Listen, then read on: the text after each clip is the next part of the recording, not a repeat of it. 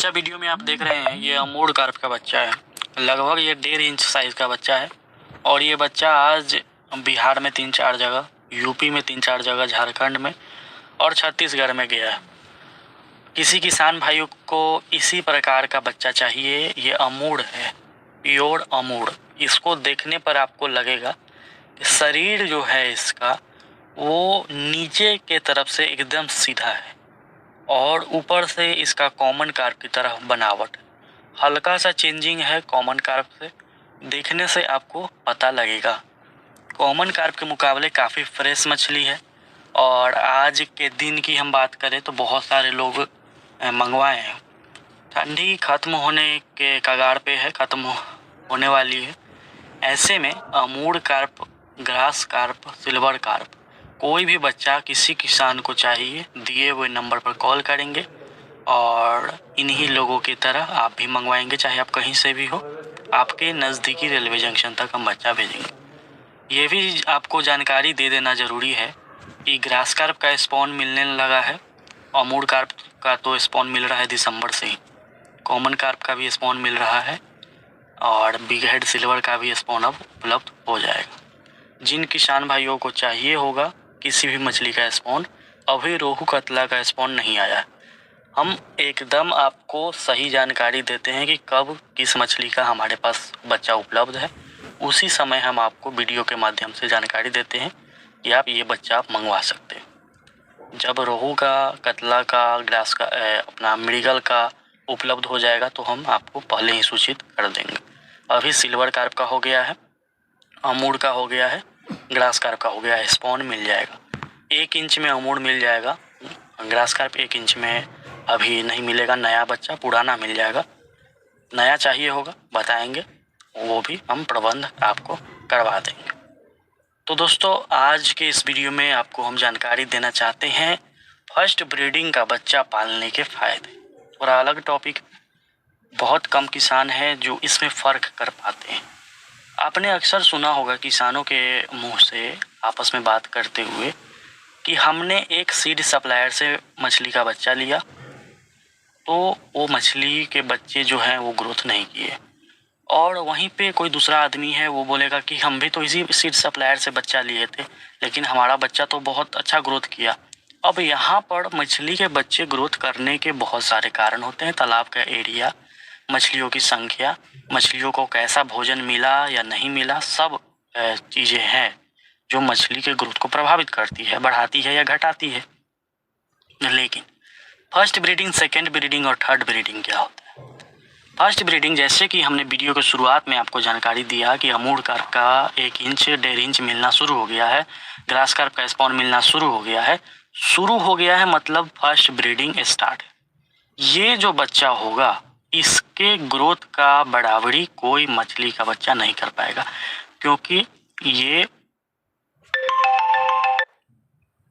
3 kilo, 4 kilo, 5 kilo का माता पिता ब्रूडर, उससे प्लस का ब्रूडर, कतला का 6 केजी 7 केजी का ब्रूडर रहता है, ब्लैक कार्प का 18 केजी 20 केजी 25 केजी का ब्रूडर रहता है, और उसका पहला बच्चा, पहला स्पॉन, पहला अंडा जो ग्रोथ करेगा वो जब सेकेंड टाइम इंजेक्शन लगेगा तो उसका बच्चा कुछ कम करेगा इसके मुकाबले, और जब थर्ड टाइम लगेगा तो वो बहुत ही ज़्यादा कम करेगा।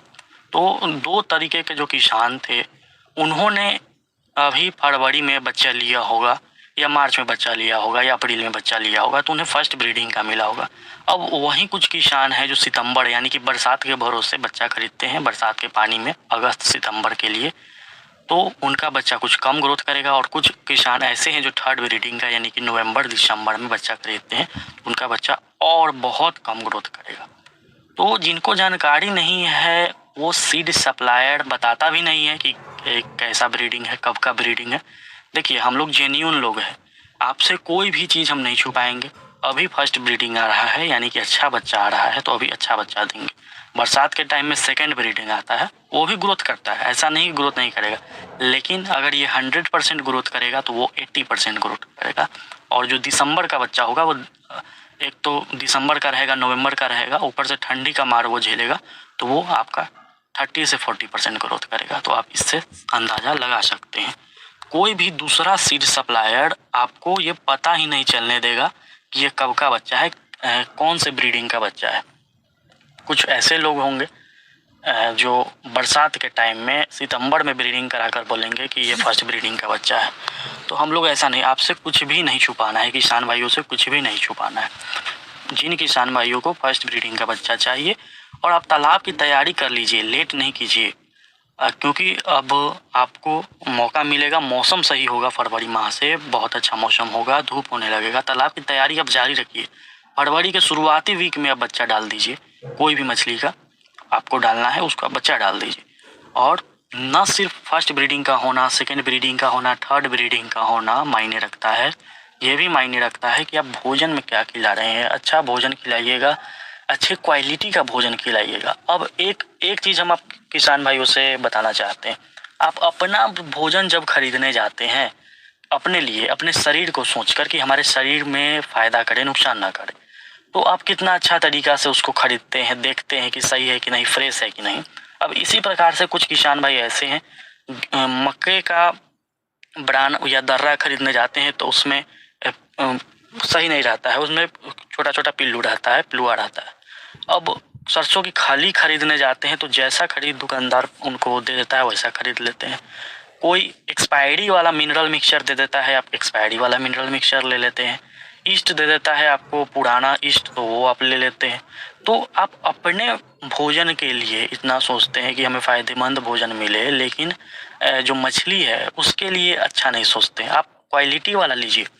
आप सरसों की खली, जहाँ सरसों का तेल निकलता है वहाँ पे जाइए और ताज़ा लीजिए सरसों का खली या राई का खली, वो मिल जाएगा। गुड़ अच्छा वाला क्वालिटी का लीजिए। मकई का दर्रा करवाते हैं तो फ्रेश मकई खरीद कर उसका दर्रा करवाइए। गेहूं का करवाते हैं, फ्रेश गेहूं रहना चाहिए।